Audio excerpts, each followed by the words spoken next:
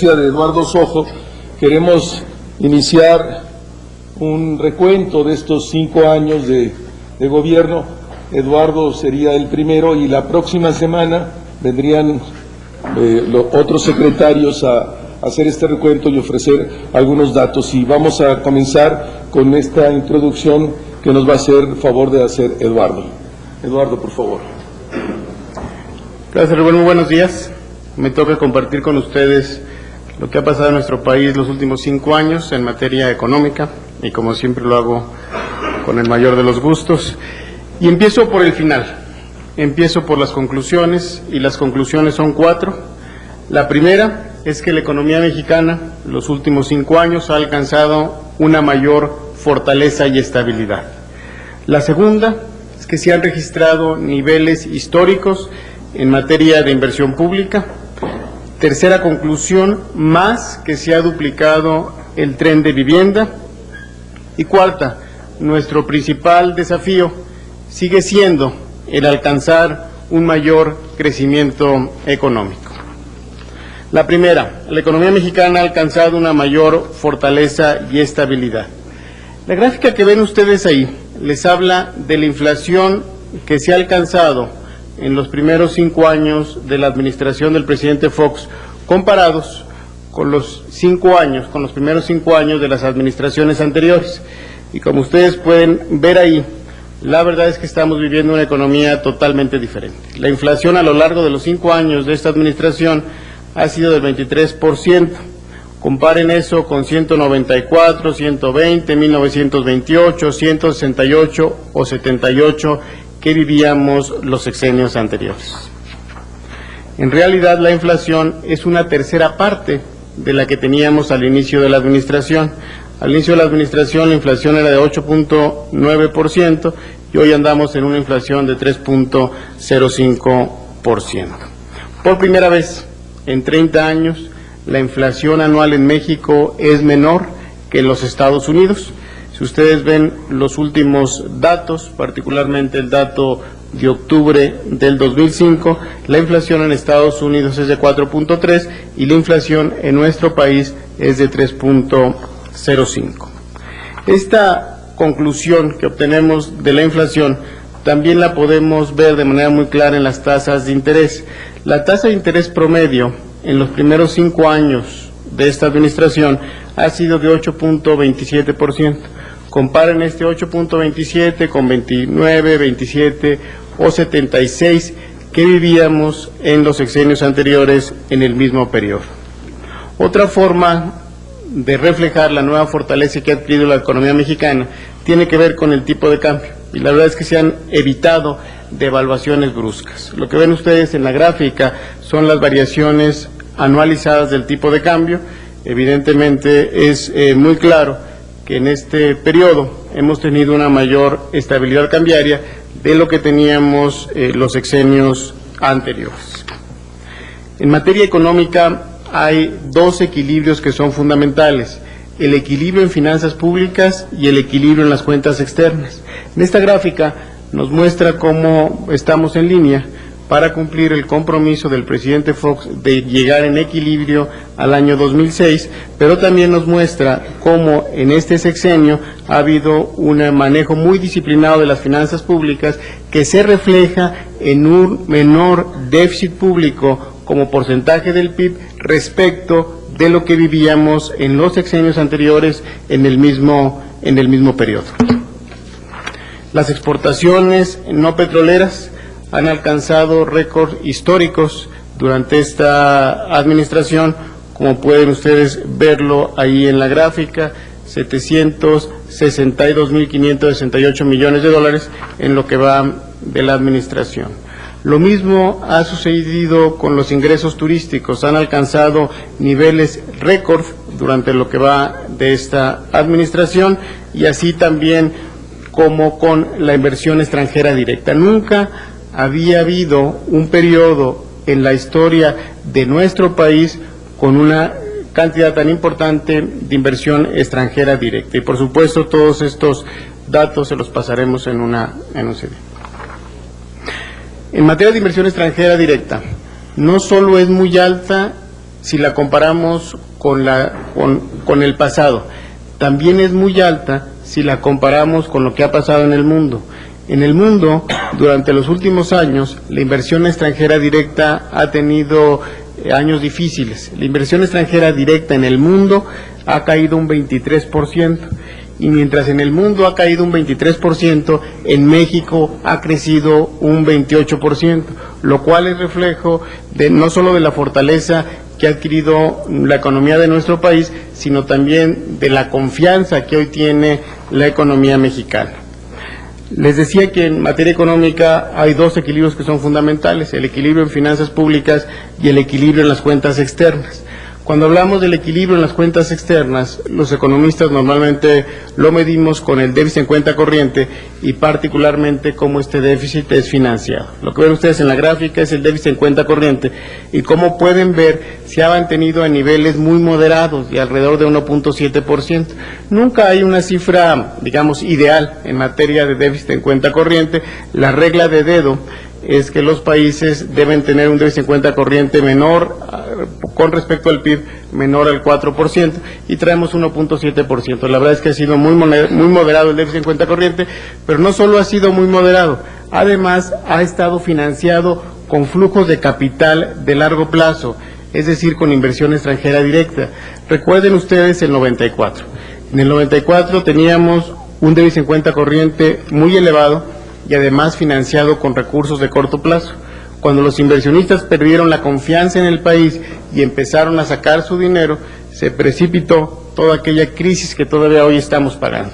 En estos momentos se vive una situación totalmente diferente. No solo el déficit en cuenta corriente es muy moderado, sino además está financiado por flujos de largo plazo, es decir, por inversión extranjera directa, que es lo que les dice la gráfica. Más del 100% del déficit en cuenta corriente ha estado financiado con inversión extranjera directa.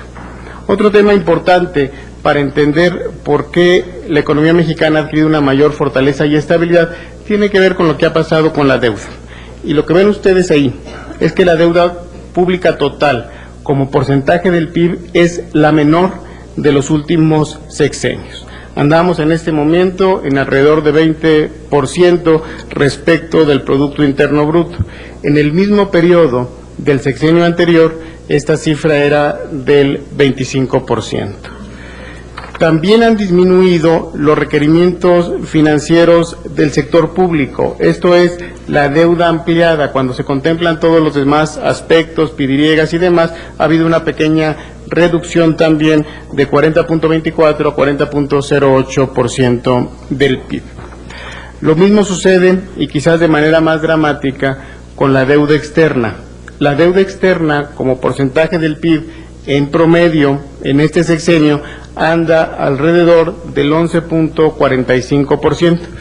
Comparen ese 11.45% con 22.97% que vivíamos el sexenio anterior. Ha sido una estrategia de esta administración el ser menos vulnerables a los movimientos en los mercados internacionales, y eso se ha logrado a través de dos formas. Por un lado, disminuir la participación de la inversión extranjera en la deuda total, y segundo, tratar de que la deuda sea a más largo plazo y a tasas fijas. Esto último se refleja también en la deuda interna. Lo que ven ustedes ahí es el plazo promedio de vencimiento de los valores gubernamentales, y el cambio es verdaderamente dramático.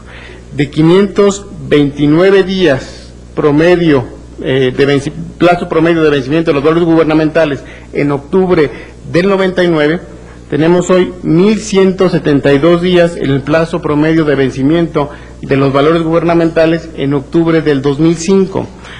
Este cambio tan dramático en el perfil de la deuda interna del gobierno, que a todos nos da una mayor tranquilidad, pudo lograrse porque hoy en México pueden colocarse papeles en los mercados a 20 años a tasas fijas en pesos, cuando hace 6 años el plazo máximo era de 1 año.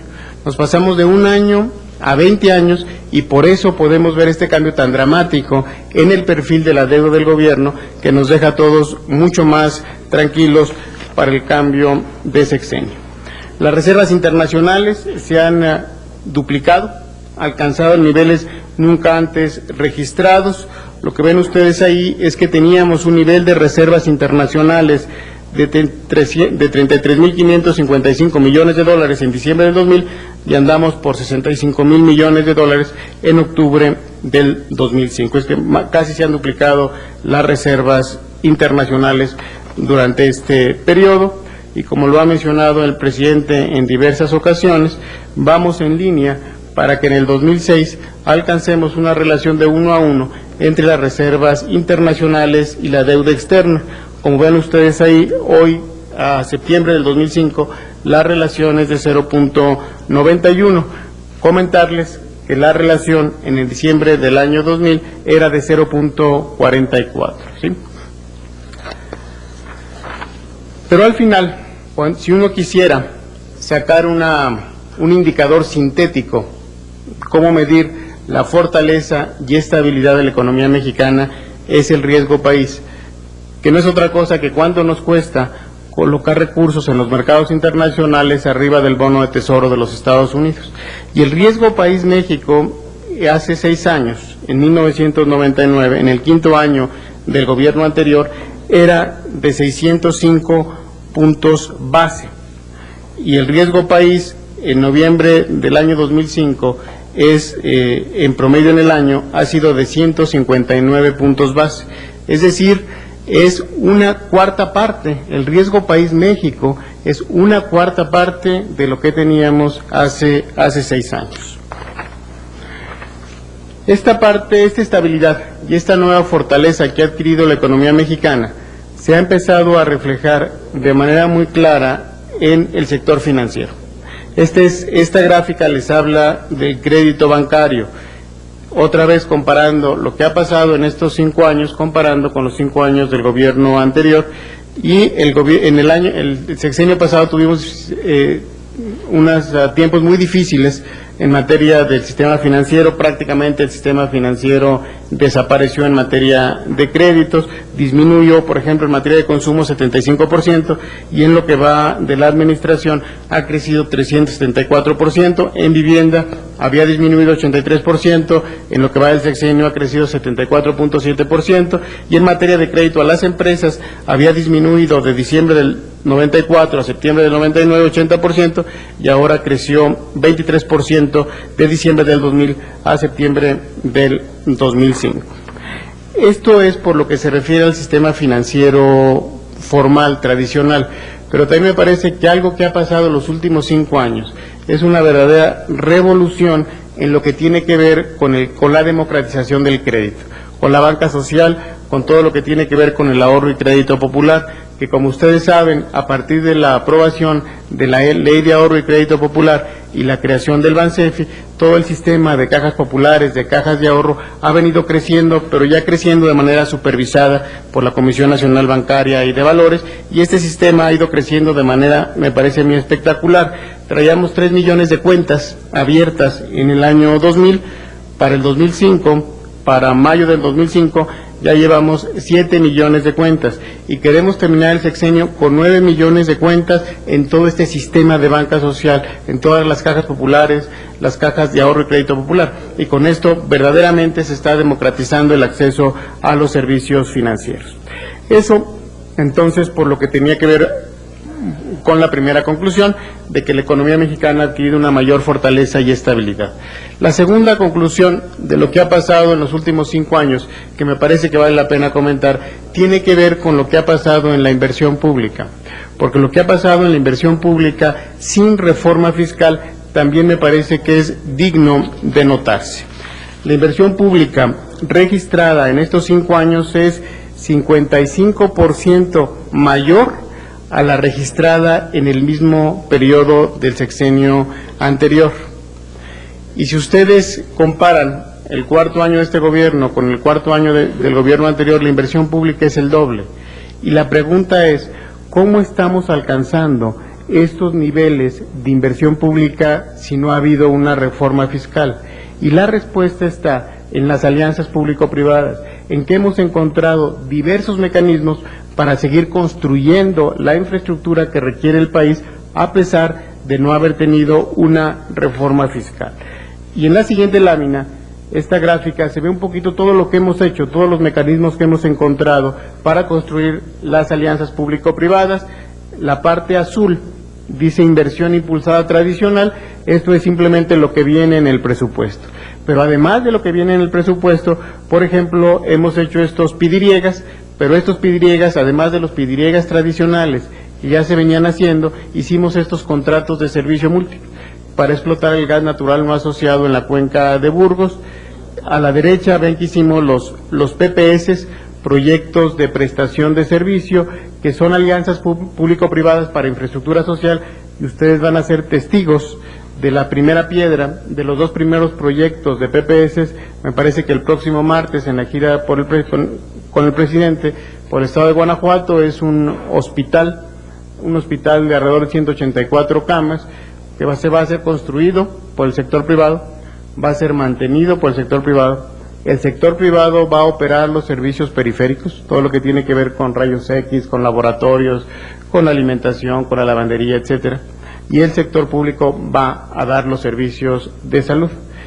Pero va a ser un hospital construido por el sector privado, pero va a seguir siendo un hospital público, y el sector público le paga al sector privado por ese servicio. También el próximo martes se va a poner la primera piedra de la modernización de la carretera Irapuato-La Piedad. Es otro PPS para una carretera libre de cuota. Es una carretera libre de cuota, yo que soy de por allá, muy traficada, de 2 carriles. Va a llegar el sector privado y la va a modernizar. La va a hacer de 4 carriles. El sector privado va a encargarse de mantener esa carretera. Va a seguir siendo una carretera libre de cuota, pero construida, modernizada y mantenida por el sector privado, y el sector público le va a pagar por cada coche que pase por esa carretera. Bueno, esos son los PPS. FINFRA, ven ustedes pues también ahí todo lo que hemos hecho, por ejemplo, con plantas de tratamiento de agua, todo lo que hemos hecho con las carreteras de cuotas está en este FINFRA, este fideicomiso que tenemos en Banobras. Hay algunos proyectos especiales como el Fénix, el tren suburbano o las unidades médicas especializadas que en otros días, en otras conferencias de prensa les he explicado el doctor Frank. Estamos pensando que a finales del sexenio estén 50 UNEMES ya licitadas. Tenemos los arrendamientos financieros, muchos de los edificios nuevos del sector público que se han construido en esta administración son con arrendamiento financiero, por ejemplo el edificio de Relaciones Exteriores o el edificio de Banobras y varios más. Y también tenemos contratos de largo plazo. La regasificadora que se está construyendo en Altamira, para regasificar el gas natural y tener más oferta de gas natural en nuestro país, es a través de un contrato de servicio a largo plazo de compra de ese gas natural por parte de la CFE. Bien, ese es por qué hemos alcanzado estos niveles de inversión pública tan alta, porque hemos encontrado alternativas para seguir construyendo la infraestructura que requiere el país a pesar de no haber tenido una reforma fiscal. Y esto se ve ya de manera muy clara en las cifras. La producción de petróleo crudo ha crecido un 14% en lo que va de la administración, en promedio anual. También se ha incrementado de manera muy importante, realmente importante, la tasa de sustitución de reservas. Hemos invertido mucho en exploración y la tasa de sustitución de reservas ha crecido de 23% en promedio en los primeros 5 años del sexenio anterior a 43% en este sexenio. Es decir, si ustedes ven lo que estaba pasando el sexenio anterior, de cada barril que extraíamos del subsuelo, solamente recuperábamos 23% de ese barril, es decir, nos estábamos acabando nuestro petróleo. Entonces empezamos a invertir fuerte en exploración y estamos llegando ya a una tasa de 43%, pero la intención es que se siga invirtiendo en exploración para poder llegar a una tasa de restitución del 100% allá por el año 2010. Materia de generación de energía eléctrica también ha crecido de manera muy importante, es 32% mayor a lo producido en el mismo periodo del sexenio anterior. Y en materia de carreteras también se han hecho esfuerzos importantes que tienen que ver con modernizar los ejes carreteros del país para dejar perfectamente conectado al país de norte a sur y de este a oeste.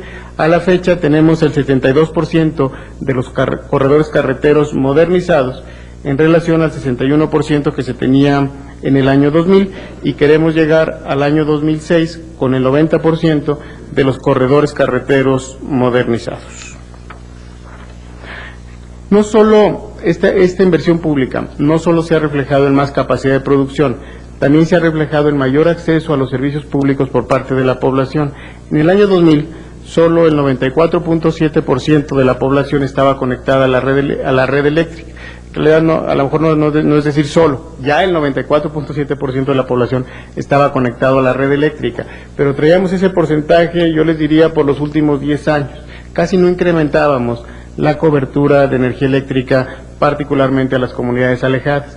Empezamos con un programa muy fuerte de electrificación y queremos llegar, ya estamos en el 96.4% de cobertura de la red eléctrica a la población del país y queremos llegar al 97% de la población con acceso al servicio de energía eléctrica para el año 2006. Algo similar sucede en agua potable. En el sexenio, 7.4 millones de mexicanos más se habrán incorporado al servicio de agua potable. Ahora ya con el presupuesto aprobado por el Congreso, esto es prácticamente una realidad.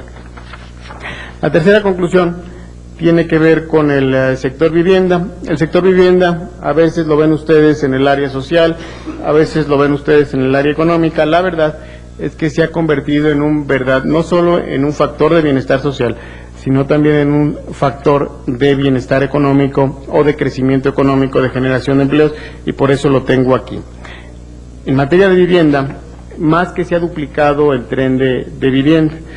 Los créditos para vivienda durante los primeros 5 años de este sexenio, el promedio anual ha sido de 472,000, cuando en el mismo periodo del sexenio anterior eran de 226,000 créditos para la vivienda en promedio anual durante este periodo. En realidad, lo que ha pasado es que más que se ha duplicado el tren de vivienda en estos primeros 5 años, y eso evidentemente se refleja ya en los datos mucho más específicos.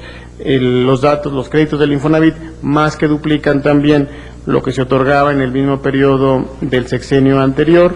En materia del FOVISSSTE superan el 51% de los créditos que se otorgaban en el sexenio anterior, y en materia de FONAPO, lo que tiene que ver con vivienda social, se han otorgado 6.3 veces más que lo que se otorgaba el sexenio anterior. La cuarta conclusión que yo les decía es que el principal desafío de nuestro país en materia económica tiene que ver con acelerar el crecimiento económico. La primera gráfica lo que les dice es que el Producto Interno Bruto ha crecido durante el sexenio de manera acumulada alrededor del 8%, pero ese crecimiento es menor de lo que veíamos en el sexenio anterior, que a estas fechas ya había crecido cerca del 15%. Sin duda, este sigue siendo nuestro principal desafío. Y este desafío del crecimiento económico debe verse reflejado en una mayor generación de empleos permanentes. A octubre de este año hay más de 1 millón adicional de personas con un empleo formal que en el mismo periodo del sexenio anterior. Sin embargo, nuestro país puede dar más y nuestro país necesita más. Cuando ya vemos el mercado laboral en su conjunto, sin embargo, lo que podemos observar que la tasa de desempleo abierto es menor que es lo que se observaba en el mismo periodo del sexenio anterior. Aquí tenemos la tasa de desempleo abierto, el promedio que se registraba en las áreas urbanas en el país el sexenio anterior, que andaba por el 4.3%, y en estos momentos anda por el 3.17%. Es decir, ha habido una reducción importante en la tasa de desempleo abierto en nuestro país. También otro factor importante de la estabilidad tiene que ver con los salarios. Lo que ustedes veían en el pasado es que los salarios de manera permanente perdían el poder adquisitivo. Y esta es una respuesta quizás muy específica a una pregunta que se hace generalmente: ¿cuándo se van a reflejar todos estos indicadores macro en la población, en el bolsillo de los trabajadores, en el bolsillo de la población? Me parece que aquí se refleja de manera muy clara lo que ha venido pasando y cómo esta estabilidad realmente se refleja en lo micro. El salario mínimo general ha disminuido un 22%, disminuyó un 22% de diciembre del 2004 a octubre del 99. De diciembre del 2000 a octubre del 2005, el salario mínimo no ha disminuido, ha crecido un 4.67%. Todavía muy lejos de haber recuperado todo lo que perdió, pero ya en crecimiento. Esta misma situación se refleja en el salario medio de cotización de los que trabajan, de los afiliados al Seguro Social. En el mismo periodo del sexenio anterior perdieron 10.5% su poder adquisitivo, en este periodo crecieron 8.9% su poder adquisitivo. Y termino con una gráfica, termino esta conclusión con una gráfica de la que poco se habla de ella, pero que me parece muy importante por la estabilidad laboral que se ha producido durante este sexenio y durante la transición. Recordar que muchas apuestas eran que la transición en México, después de 71 años del mismo partido en el poder, iba a causar una gran crisis económica y una gran inestabilidad, como la que ya estábamos acostumbrados en México y como la que se había dado en otras transiciones. Por ejemplo, yo recuerdo la transición española, de 50 huelgas, se pasaron a 3.500 huelgas hace 25 años, 2 paros nacionales, amenazas de golpes de Estado. Y en nuestro país la transición se dio con mayor estabilidad, como se refleja en la disminución del número de huelgas. Termino entonces como empecé, con las conclusiones, y las conclusiones son 4. La primera, que la economía mexicana los últimos 5 años, ha adquirido una mayor fortaleza y estabilidad. Segundo, la inversión pública ha llegado a niveles históricos durante estos primeros 5 años. Tercero, la vivienda, el tren de vivienda más que se ha duplicado. Y cuarto, y a pesar de todo lo anterior, nuestro principal desafío sigue siendo el crecimiento económico. Muchas gracias. Entonces va a haber, a través de la sala de prensa, toda esta exposición se les va a entregar en CD para que ustedes la tengan. Sí, Guadalupe. Buenos días, doctor. A mí me gustaría preguntarle si nos mencionaba que el principal desafío que tiene la economía es que no ha crecido como ustedes consideraban. ¿Qué opinión le merecen los comentarios que hiciera ayer el gobernador del Banco de México al referirse a un crecimiento mediocre en este sexenio? Y si nos pudiera comentar, este desafío de hacer crecer la economía, ¿se va a concretar el próximo año? ¿Cuántos son los empleos que necesita el país y cuántos, nos decía usted, podemos dar más? ¿Cuántos puede dar este crecimiento económico que ustedes esperarían alcanzar el próximo año en materia de empleo? Gracias. Sí, con todo gusto, Guadalupe. Yo estaría de acuerdo con el paquete completo de las expresiones que ha dicho y que ha señalado en esta ocasión y en otras ocasiones Guillermo Ortiz, de que el crecimiento económico de nuestro país no es el que todos queremos y no es el que la economía puede dar. La verdad es que México debe y puede estar creciendo a tasas más elevadas, pero para que crezca a tasas más elevadas necesitamos hacer la tarea. Y para nosotros hacer la tarea, como también lo ha expresado el Banco de México en este sentido, es realizar estas reformas estructurales que nos permitan elevar el crecimiento potencial de la economía a tasas arriba del 6%. Mientras no hagamos la tarea en nuestro país, mientras no consensemos estas reformas trascendentales que nos permitan elevar el crecimiento potencial de nuestra economía, va a ser muy difícil que alcancemos esas tasas.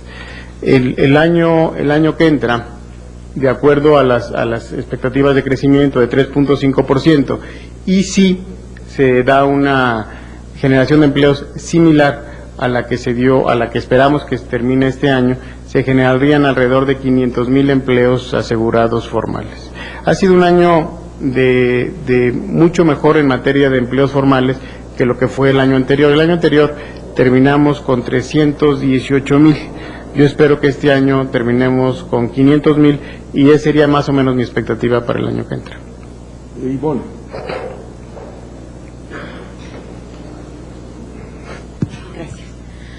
Gracias, doctor.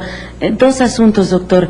En un ejercicio autocrítico con base en estos datos duros y en el análisis que nos presenta, ¿cuáles son los asuntos que pudo haber hecho el gobierno federal y que no hizo para mejorar la situación económica? Eso por una parte. Y por otra, ¿por qué si la inversión privada le ha dado tanta dinámica a la obra pública, todavía no existe un consenso político de que este es el camino.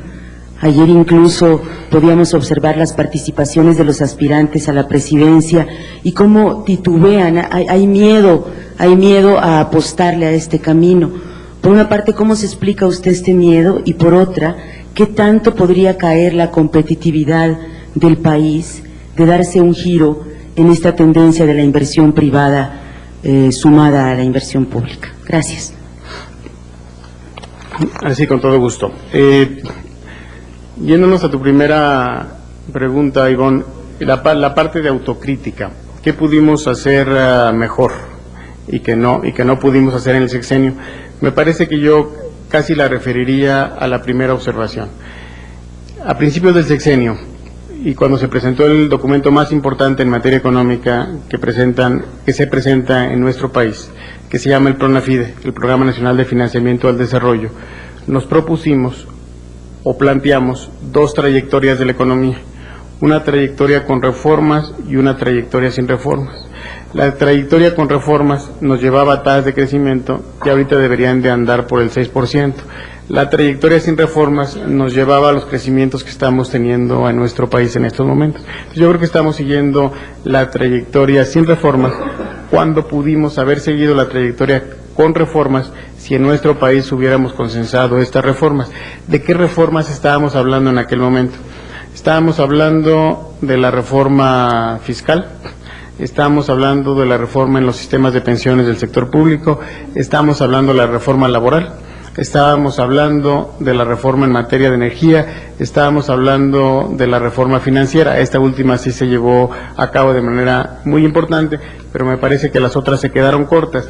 Y se quedó corta también otras reformas que no tienen que ver directamente, pero sí influyen mucho en el crecimiento económico de nuestro país, y son las reformas en materia de Estado de Derecho, las reformas en materia de seguridad y justicia penal, de las que seguramente les habló Eduardo Medina Mora cuando estuvo por aquí, y que me parece que son también muy importantes para poder elevar el crecimiento económico. Ahora yo sumaría una otra más, y con la reforma en materia electoral, porque lo que ha pasado en nuestro país es que nos pasamos de una elevada concentración del poder a una elevada dispersión del poder. No nos quedamos en medio, nos pasamos de una elevada concentración del poder a una elevada dispersión del poder. Y las instituciones que teníamos y que funcionaban cuando teníamos una elevada concentración del poder ya no funcionan ahora que tenemos una elevada dispersión del poder. Y por tanto me parece que necesitamos hacer reformas de tipo electoral, reformas que promuevan más el consenso entre los partidos políticos. Yo diría que esas 6 reformas son trascendentales, y me parece además que son reformas donde no se puede utilizar el pensamiento lateral. No podemos darle la vuelta, tarde o temprano tendremos que hacerlas. En materia de inversión privada y de las alianzas público-privadas, quizás comentarles, y espero, y no me voy muy largo, voy a tratar de hacerlo más rápido, porque a lo mejor Rubén ya me está viendo aquí con ojos de que a las 8:30 se tiene que quedar todo el tiempo. Hay estas alianzas público-privadas. El país que ha tenido más éxito en estas alianzas público-privadas, que las ha desarrollado con mayor eficiencia y con mayor amplitud, es Gran Bretaña. Y las desarrollaron con un presidente, con Margaret Thatcher, cuyas políticas eran más amigables al mercado, y desarrolló estas alianzas público-privadas. Llegó luego Blair, laborista con una tendencia diferente de la de Margaret Thatcher, y cuando estuvo en México yo le pregunté que qué iba a pasar con esas alianzas público-privadas que se habían desarrollado con un gobierno con políticas más amigables al mercado, y dijo que no solo las iba a mantener, sino que las iba a incrementar. Y las iba a incrementar no solo porque eran importantes desde el punto de vista financiero, sino también porque eran importantes desde el punto de vista de incrementar la competencia en los servicios públicos. Hablé también en aquella ocasión con el ministro de Prisiones, porque allá tienen cárceles que son construidas, administradas y mantenidas por el sector privado, y cárceles tradicionales. Y lo que decía este ministro de Prisiones es que lo que esto ha provocado es una competencia en servicios que tradicionalmente son monopolios. y al darse la competencia se empiezan a mejorar los servicios públicos. Entonces me parece a mí que en la medida que podamos evaluar estas inversiones y en la medida que podamos identificar todas estas mejoras en los servicios públicos, es cuando estas inversiones, estas alianzas público-privadas van a verse mucho mejor por todos los sectores de la sociedad. Compañero, los tengo todos. A mí me gustaría, bueno, son varias preguntas. A mí me gustaría que me aclarara la primera. En términos generales, ¿de cuánto estamos hablando que ha sido el crecimiento del Producto Interno Bruto en lo que va de la administración del presidente Vicente Fox? Porque nada nos está hablando de una recuperación, pero no el término general. Otro punto que me gustaría que especificara es sobre las remesas. ¿Cuánto es lo que han crecido las remesas durante esta administración? Porque inclusive para este año se espera que las remesas superen a la inversión extranjera directa en México. Otra de las preguntas que me gustaría que me aclarara es ¿cuánto le va a costar al país, o bueno, al gobierno, estas alianzas público-privadas? ¿Cuánto es lo que significaría en el caso de que si el gobierno tuviera el dinero lo pudiera hacer? ¿Y cuánto es lo que nos va a costar al corto plazo? Al mediano plazo, porque si bien lo entendí, dice que el gobierno va a pagar estos servicios. ¿Por cuánto tiempo se van a estar concesionando estos servicios y cuánto es lo que significaría para las finanzas públicas? Creo que sería todo. Gracias. Sí, con todo gusto. Mira, respecto del crecimiento económico, era la gráfica, el crecimiento acumulado, digamos, de la economía es de, lo dijimos ahí, 8.1%. En los 4 años, pero en promedio, si te daría el 2 punto y algo, en promedio anual, ¿no? Pero el crecimiento acumulado es 8% comparado con 15% que a estas fechas tenía la administración anterior. En tema de las remesas, ha crecido de manera muy importante. Y han crecido de manera muy importante, me parece que por una razón, y aquí aclarar que nunca, bueno, no presenté lo de las remesas, pero en general siempre se dice que cuando hablamos de las remesas, cuando uno está en el gobierno, quiere apropiarse resultados que no nos corresponden, y no se trata de eso. Pero sí decir que en esa materia lo que ha hecho el gobierno es crear las condiciones para que los mexicanos en Estados Unidos puedan enviar sus remesas de manera más barata y de manera más segura. Y para ello hicimos todo este programa con el Tesoro de los Estados Unidos, para que pudieran los bancos aceptar como identificación la matrícula consular para que los mexicanos allá pudieran enviar sus remesas. También hicimos más transparente la información para que hubiera más competencia y promovimos la competencia entre los agentes financieros que se dedican a las remesas, y el dato que sí tengo es que han disminuido los costos de enviar una remesa alrededor del 60% en lo que va del sexenio. Y en cuanto a los costos, tienes toda la razón, son inversiones. En lugar de hacer estas inversiones, digamos, durante los próximos 20 años, mejor las hacemos ahorita y las pagamos durante los próximos 20 años. Generalmente son concesiones de 20 años en el caso de las carreteras, en el caso de los hospitales pueden estar entre 25 y 30 años. Juan Manuel, Vivian. Y luego, compañero, y luego... Bueno. Gracias, doctor. Buenos días. Buenos días. 2 preguntas, doctor, si fuera tan amable. La primera, después de ver este panorama, quisiera preguntarle qué tanto se ha avanzado en la institucionalización de esta estabilidad, qué tanto se puede garantizar que esto continúe más allá del 2006, independientemente de los colores que ocupen la presidencia de la República. Y la segunda también, siguiendo la sugerencia de Ivonne, autorreflexiva, quisiera preguntarle si el gobierno federal, la evaluación que tienen ustedes, se sienten satisfechos de lo que se ha hecho hasta ahora al dejar estos cimientos, digamos, de estabilidad para quizá conseguir más adelante un crecimiento más acelerado, si se sienten satisfechos, y pues un poco también en materia de competitividad, que fue uno de los factores que se estuvo señalando con insistencia, ¿qué se pudo haber hecho para mejorar ese campo?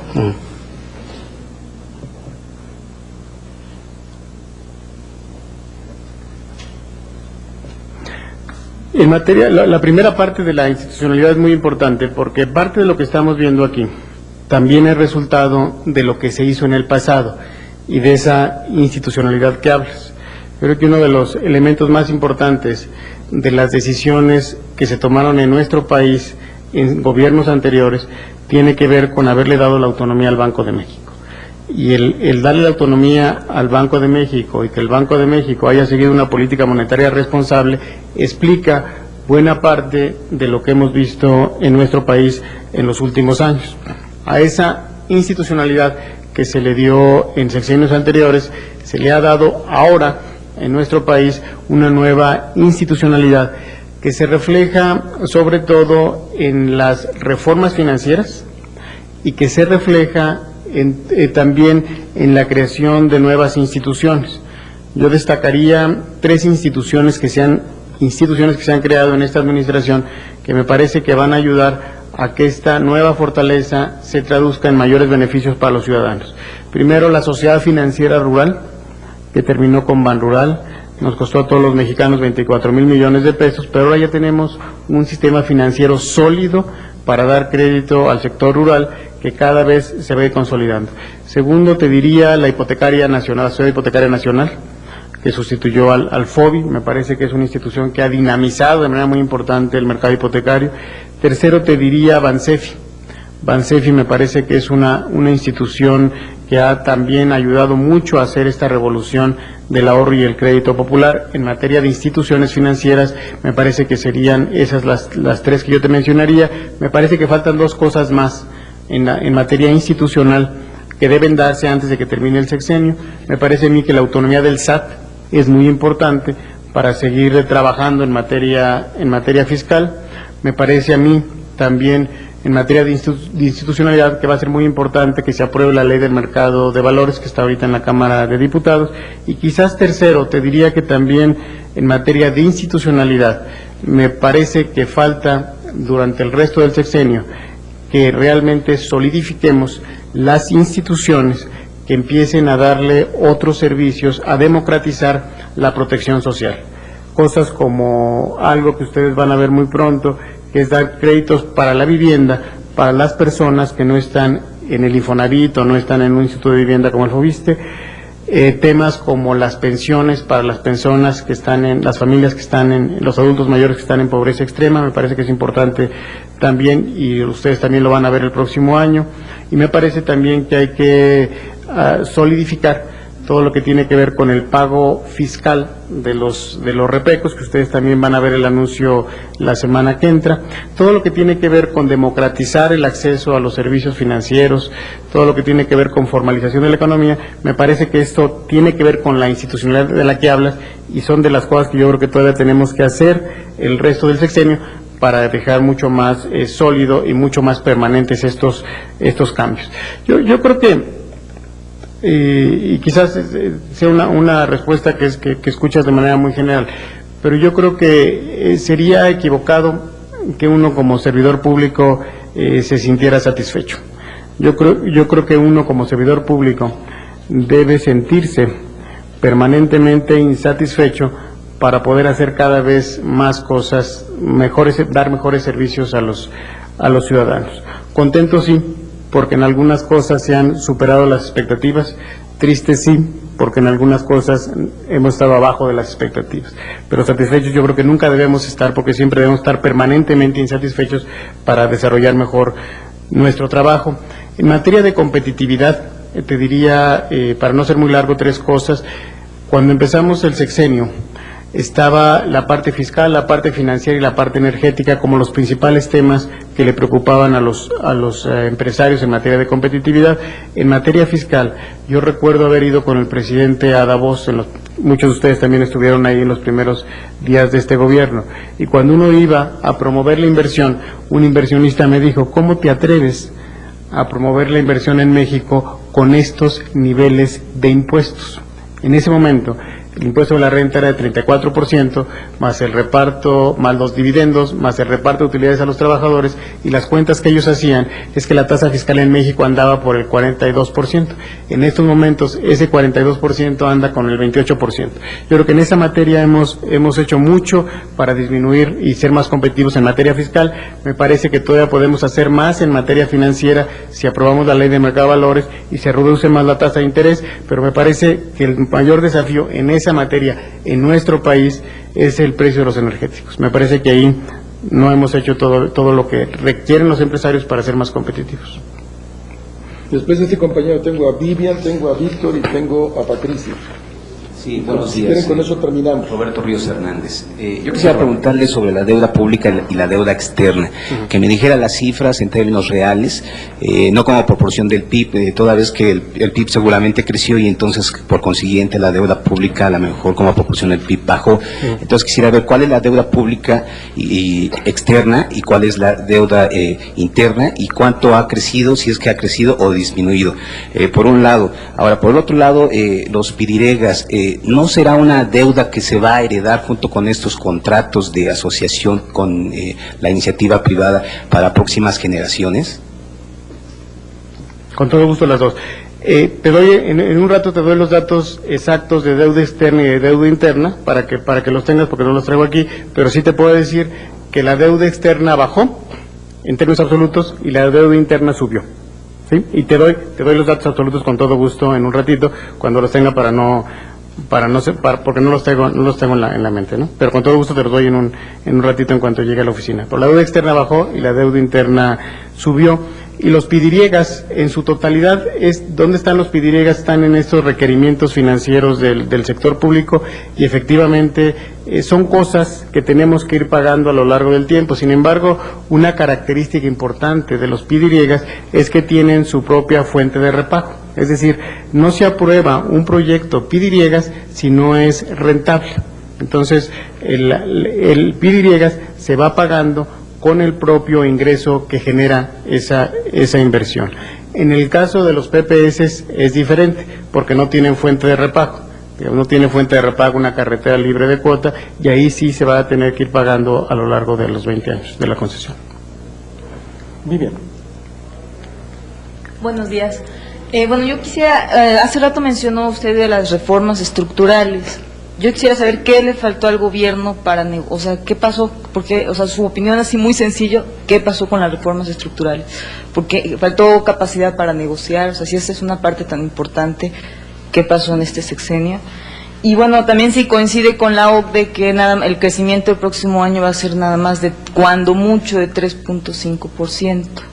Entonces, bueno, también quiero saber eso. Y pues sin mencionar números, también quiero saber qué cuentas va a entregarse el último año del gobierno, exactamente el próximo año entrega, qué cuentas entrega el gobierno, pero sin números, o sea, nada más así de su opinión.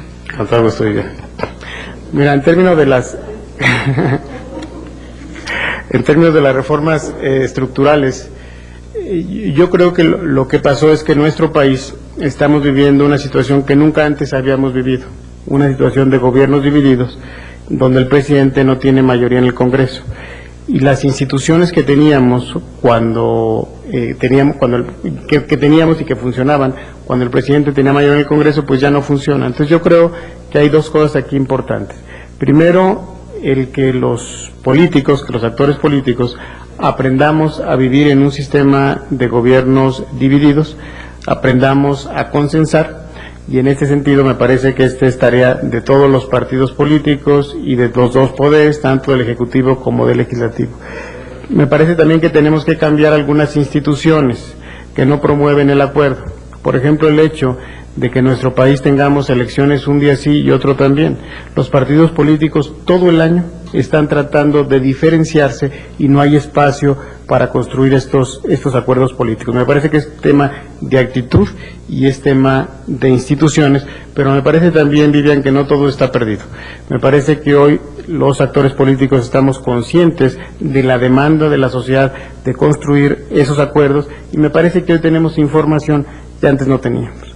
Hoy los actores políticos saben la gravísima carga que tenemos en materia de pensiones, y eso los actores políticos no lo conocíamos en el 2000, no estaba claro el déficit actuarial, el déficit de caja que teníamos en materia de pensiones. Hoy me parece que todos los actores políticos están más conscientes de estos temas, están más conscientes de las necesidades, por ejemplo, de invertir en gas natural, están más conscientes de que si no invertimos en exploración de petróleo se nos va a acabar el petróleo para el año 2014. Me parece que hoy estamos más conscientes de la necesidad de esos acuerdos. En tema de la OECD, del crecimiento que me dices, ellos son más optimistas que lo que somos nosotros, y ojalá tengan razón. En criterios de política económica nosotros tenemos 3.5%, la OECD pronostica 3.9%. Espero que la OECD tenga razón y no nosotros lo que pusimos en criterios de política económica, para que el crecimiento sea de 3.9% el año que entra. Yo sí creo, Vivian, que vamos a entregar un país mucho mejor que el que teníamos en el año 2000. Un país con estabilidad, un país con una política social de Estado y un país donde se ha consolidado la democracia. Víctor, Patricia y el compañero, terminamos con el otro Víctor. Doctor, resultó muy preocupante de ver a los calificativos de Guillermo Ortiz.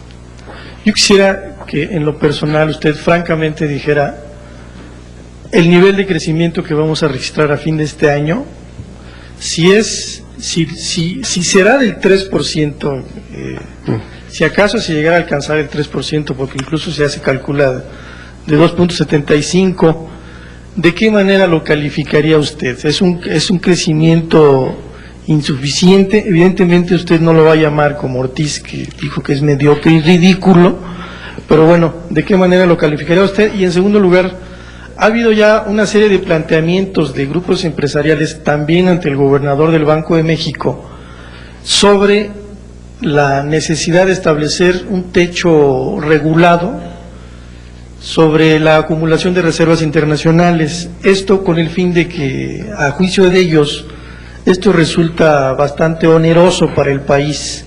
¿Cree usted que es necesario regular este techo de acumulación?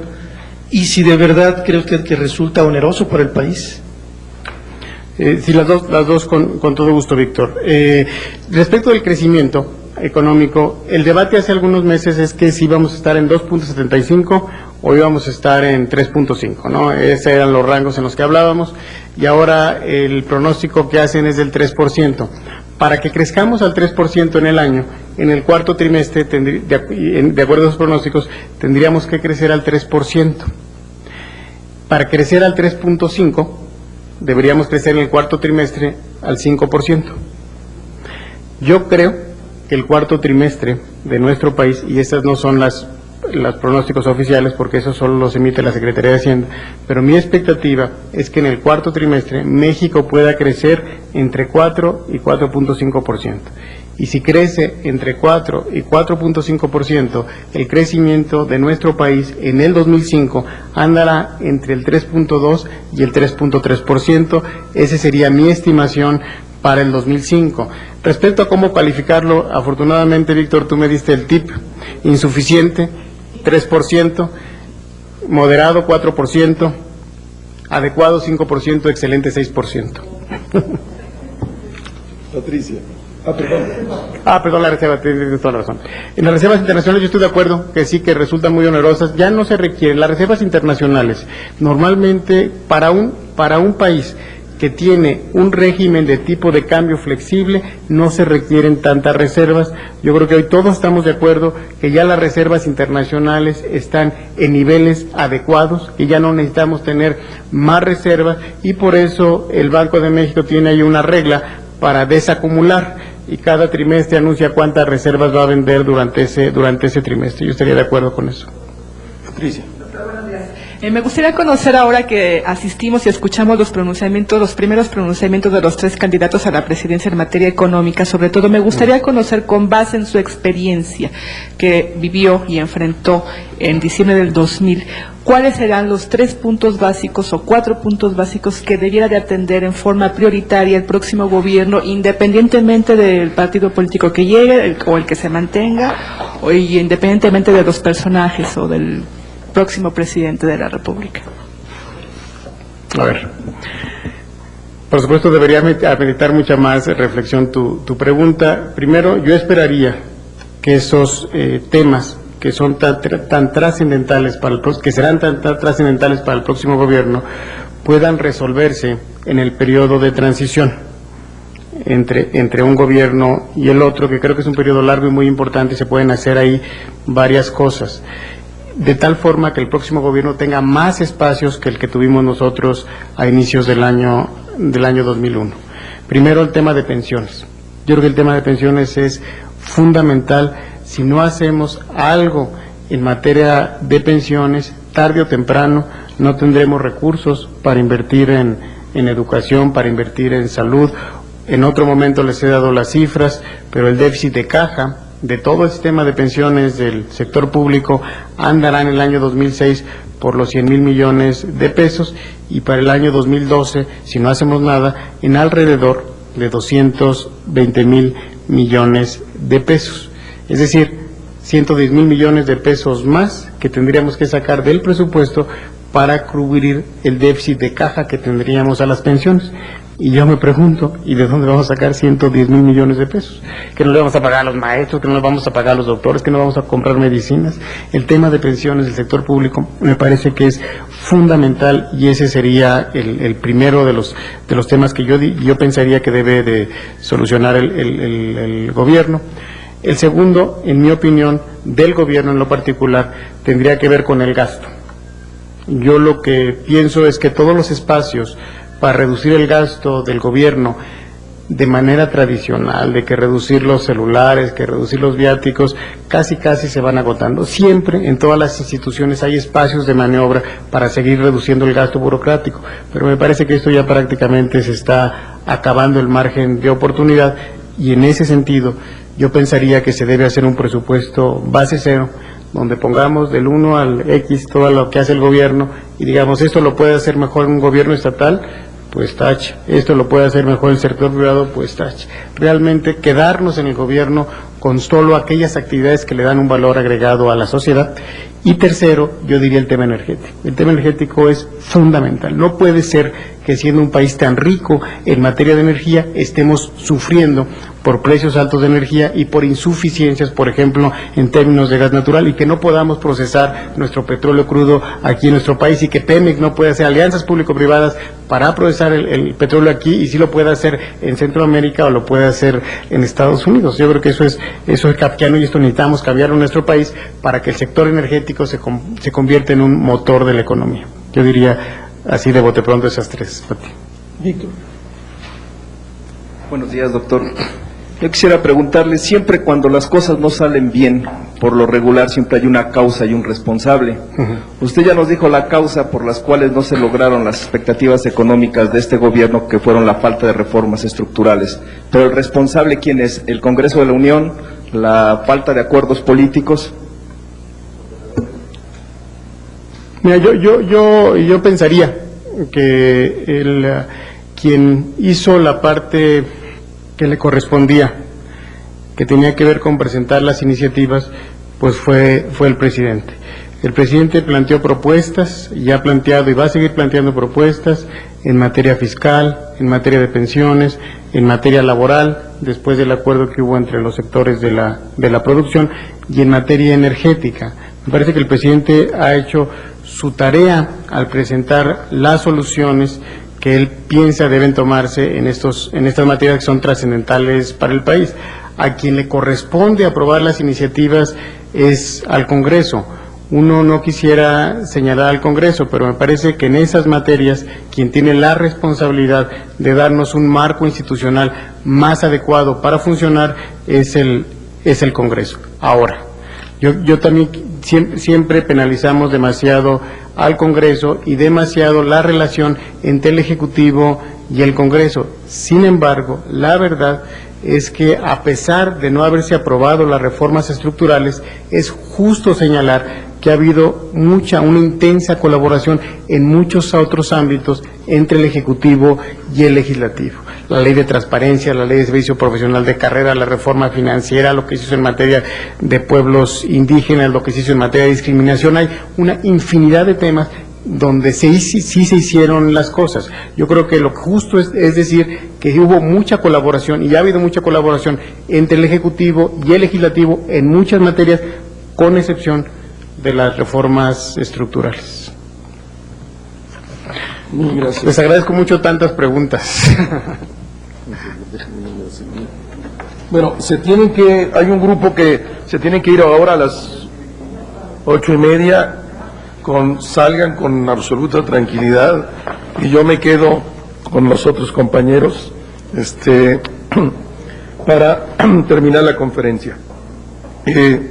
Bueno, primero la agenda del señor presidente. La primera actividad es un desayuno que tuvo lugar de las 8:30 a las 9. Es una familia Mazahua, la familia Cleofas Félix. En el desayuno también estuvo el jefe de gobierno de la Ciudad de México. La familia está encabezada por Claudia Félix Rangel, que es con sus 3 hijos, y ese fue el primero de los eventos que estuvo el presidente. Ahora inicia este evento, que es rendición de cuentas, avances y perspectivas de la educación bilingüe e intercultural. Decir, en razón de esto, que el programa se inauguró en esta misma escuela, que va ahora en marzo del año 2003. Es este enfoque de educación intercultural bilingüe está ya presente en 934 escuelas primarias de la Ciudad de México, y también en las escuelas primarias del estado de Yucatán, de Chiapas, de Veracruz, de Puebla, de Hidalgo, de San Luis Potosí y de Oaxaca, y se espera que sigamos avanzando en esta idea de interculturalidad y también fomentando el bilingüismo. En este momento existen textos gratuitos en 55 variantes en lenguas indígenas en 20 estados de la República, y Enciclomedia estará presente al final del próximo ciclo escolar en 3.514 escuelas primarias indígenas. El siguiente evento que tiene el señor presidente es una visita a esta escuela secundaria anexa a la normal superior, que es la escuela secundaria mejor valorada en todas las encuestas del país, una secundaria pública que es la mejor secundaria que existe en el país, y el presidente quería como reconocer el trabajo de esta secundaria, a los profesores, a los alumnos, y por eso estará presente hoy ahí. El siguiente evento es una reunión con la directiva del Consejo Empresario de América Latina, es un evento privado. Luego sigue una reunión con el director de la agencia EFE española, que tiene una visita a México y visitará al señor presidente. Hay una relación estrecha de colaboración entre EFE y Notimex, y el presidente recibirá al director general de esta agencia. Luego pues está el evento de la sesión ordinaria número 89 de la Asamblea General de Infonavit. Ustedes ya conocen los números, ayer estuvo presente pues su director. Después el presidente tiene una entrevista con un periódico de la Ciudad de México. Después hay una larga reunión del presidente con el grupo staff de las 2:30 hasta las 18 horas, una reunión de trabajo con el equipo.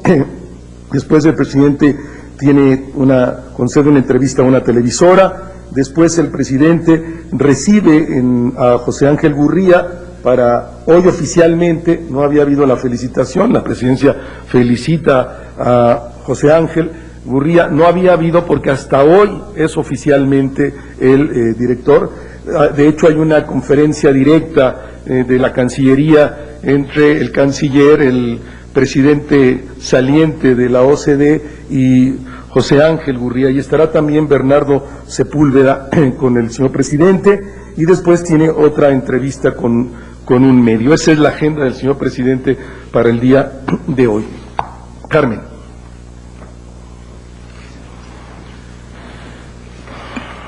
Gracias, Rubén. Buenos días. Me gustaría saber, en el asunto nuevamente de las declaraciones del presidente de los Estados Unidos, George Bush, si hubo alguna instrucción más allá de lo que tú nos comentabas ayer de las instrucciones generales a los consulados y a la embajada para atender la defensa de los derechos de los migrantes. Más allá de eso, si hay alguna instrucción o si se intensificó las conversaciones, las negociaciones de funcionarios mexicanos con Estados Unidos después de estas declaraciones, dado que el tono en el que se emitieron, pues sí es bastante rudo, y también el contenido de las mismas. Entonces, si la Cancillería o alguna dependencia va a aclararle el punto de vista de México sobre este tema a los Estados Unidos.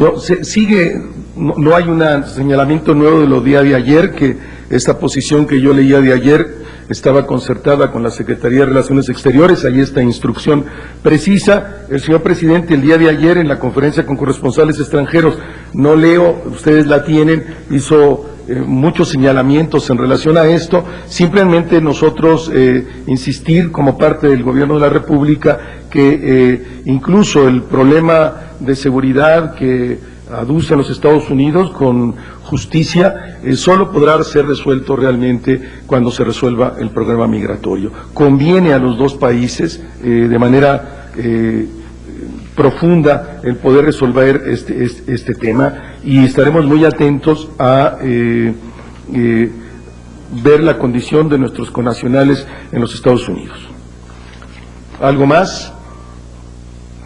Sí, Héctor. Sí, compañero. Señor, buenos días. A partir de mañana empieza la cuenta regresiva de la administración del presidente Vicente Fox. ¿Hay nostalgia entre los colaboradores del presidente de que por la falta de tiempo, como sabemos, no hay reelección, dejaran algunos puntos, programas pendientes que no lo pudieran llevar a cabo por falta de tiempo? No hay nostalgia de ninguna manera. Hay sí lo que decía hoy Eduardo Sojo, y creo que debe ser la posición de todos los funcionarios públicos, de que uno no puede estar nunca satisfecho de lo que ha dado, de que siempre debe de exigirse más, y que por otro lado, si este gobierno, como lo planteaba el propio Eduardo, está contento de haber hecho su esfuerzo en la etapa histórica que le toca, pero todavía queda un año más y hay muchísimas cosas que se pueden hacer, incluso cosas que en el diálogo entre el Congreso y el Ejecutivo, probablemente en ese espacio nuevo que se habla después de la elección y donde los intereses políticos ya están definidos, se abre un espacio para poder negociar reformas estructurales fundamentales, claves, que faciliten la acción del gobierno, del próximo gobierno, en beneficio de la sociedad mexicana y en beneficio de poder resolver muchos de los problemas, incluso ancestrales, que tiene este país, como el problema de la pobreza, como el problema del empleo, como el problema de elevar la calidad de la educación. Son tareas históricas que tenemos que seguir enfrentando como sociedad. Sí. Buenos días. Únicamente preguntarle si está confirmada la asistencia del presidente Fox el próximo domingo a la toma de protesta de Felipe Calderón como candidato a la presidencia de la República del PAN. Y dos, el gobierno federal estaría en condición de realizar una investigación por las acusaciones que hace el diputado Miguel Ángel Toscano en contra de diversos legisladores, incluido el subsecretario de Enlace Legislativo de Gobernación, por el presunto tráfico de influencias y recibir beneficios de empresas tabacaleras. Sí, en la primera de tus preguntas no está confirmada la presencia del presidente en esa reunión. Segundo, ese problema que ha surgido al interior de la Cámara de Diputados corresponde al Poder Legislativo resolverlo, y corresponde al propio Poder Legislativo dar los pasos que sean necesarios para aclarar esta situación. En aras de la transparencia informativa, no está confirmado, dice, sin embargo, yo quiero saber, ¿hubo invitación y ya está decidido que no va, o el sábado por la noche lo decidirá el presidente Fox con relación? Y no va el presidente. Es un hecho. Es un hecho. ¿Algo más? Quisiera, si no hay algo más, Víctor, sí.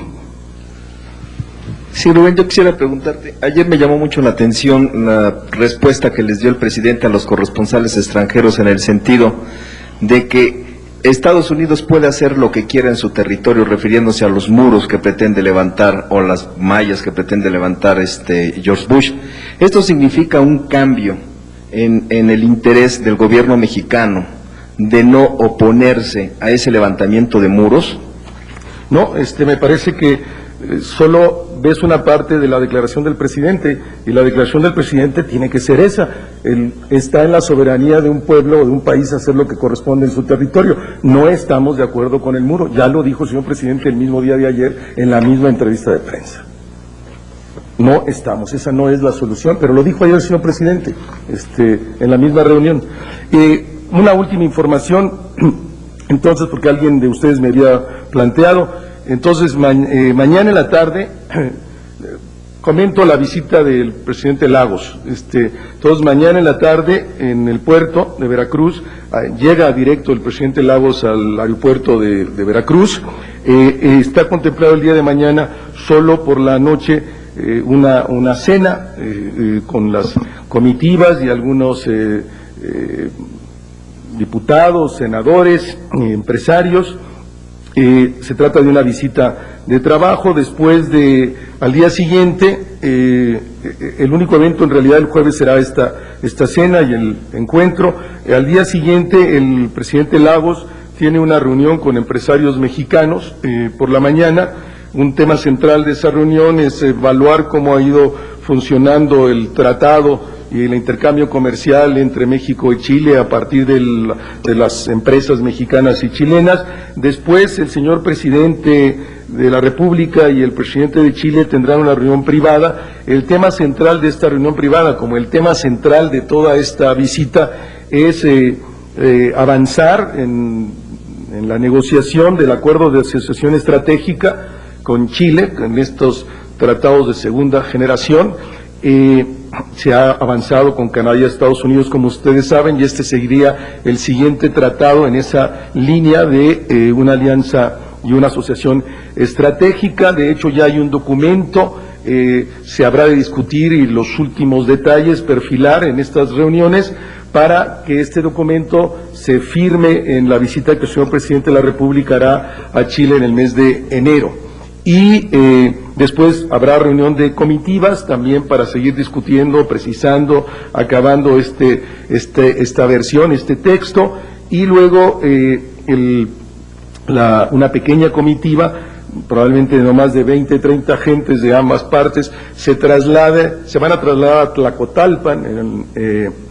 Allí habrá una comida y habrá un recorrido por la ciudad, habrá unos eventos culturales y después el presidente Lagos regresa a Chile y el presidente Fox regresa a la Ciudad de México hacia la tarde del día viernes. Ese sería un poco lo fundamental del encuentro, y nos parece muy muy importante es la posibilidad de la firma pues del acuerdo de la asociación estratégica entre México y Chile, y es la dimensión o en la línea que México quiere entrar en esta nueva fase a discutir sus tratados, elevando el nivel de los mismos, ¿no?